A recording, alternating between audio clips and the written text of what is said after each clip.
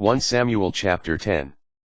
Then, from a flask he had with him, Samuel poured oil on Saul's head and kissed him, saying, "The Lord anoints you ruler over his people Israel. You are the one who will govern the Lord's people and save them from the power of their enemies all around them." The signs foretold. This will be the sign for you that the Lord has anointed you ruler over his heritage. When you leave me today, you will meet 2 men near Rachel's tomb at Zelzah in the territory of Benjamin.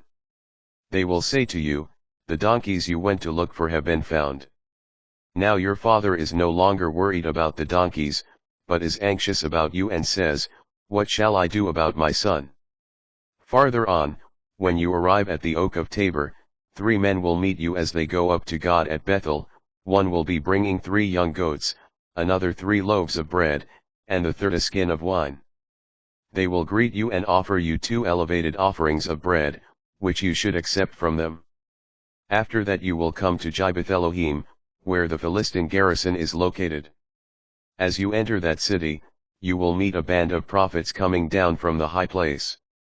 They will be preceded by lyres, tambourines, flutes, and harps, and will be in prophetic ecstasy.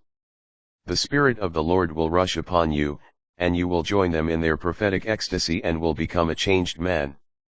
When these signs have come to pass, do whatever lies to hand, because God is with you.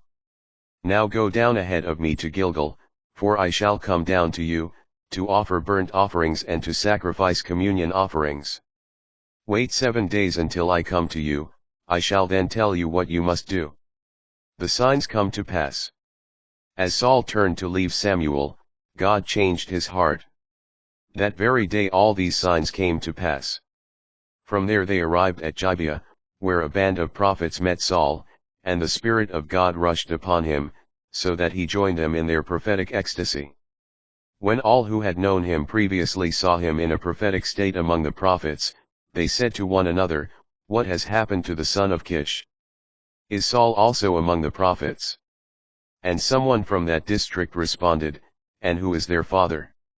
Thus the saying arose, "Is Saul also among the prophets?"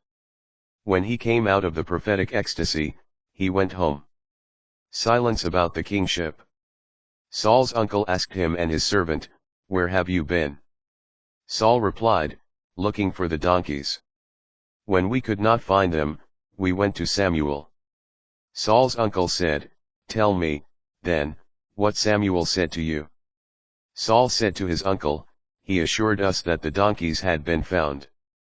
But Saul told him nothing about what Samuel had said about the kingship. Saul chosen king. Samuel called the people together to the Lord at Mizpah, and addressed the Israelites, "Thus says the Lord, the God of Israel, it was I who brought Israel up from Egypt and delivered you from the power of the Egyptians and from the power of all the kingdoms that oppressed you. But today you have rejected your God, who saves you from all your evils and calamities, by saying, 'No. You must appoint a king over us.' Now, therefore, take your stand before the Lord according to your tribes and families." So Samuel had all the tribes of Israel come forward, and the tribe of Benjamin was chosen.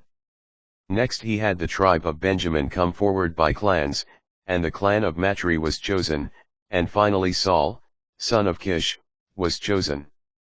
But when they went to look for him, he was nowhere to be found. Again they consulted the Lord, "Is there still someone else to come forward?" The Lord answered, "He is hiding among the baggage." They ran to bring him from there. When he took his place among the people, he stood head and shoulders above all the people. Then Samuel addressed all the people, "Do you see the man whom the Lord has chosen? There is no one like him among all the people." Then all the people shouted out, "Long live the king!" Samuel next explained to the people the rules of the monarchy, wrote them in a book, and placed them before the presence of the Lord. Samuel then sent the people back to their own homes. Saul also went home to Gibeah, accompanied by warriors whose hearts the Lord had touched. But some worthless people said, "How can this fellow save us?" They despised him and brought him no tribute.